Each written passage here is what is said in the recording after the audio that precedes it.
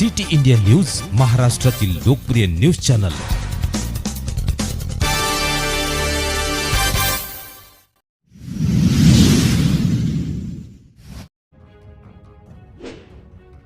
सहाशे 50 नागरिकांचे झाले समाधान।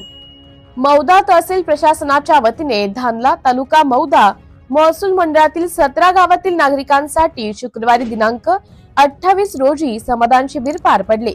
या शिबिरात 650 नागरिकांनी हजेरी लावत आपली शासकीय कामे करून घेतली। धानला जिल्हा परिषद शाळेच्या प्रांगणात आयोजित या शिबिराचं उद्घाटन माजी आमदार टेकचंद सावरकर यांनी केले। अध्यक्षस्थानी उपविभागीय अधिकारी सचिन गोसावी तसेच तहसीलदार दत्तात्रय निंबाळकर उपस्थित होते।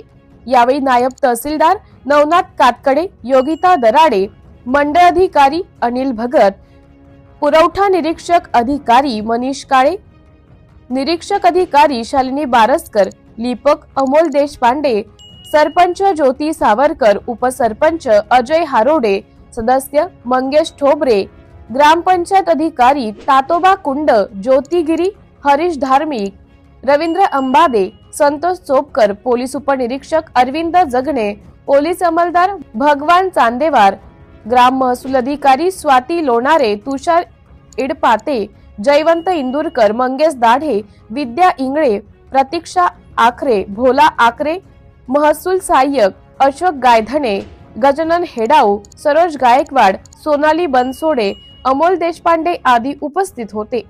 सिटी इंडिया न्यूज साठी नागपूर जिल्हा उपसंपादक अनिल ढोलवार।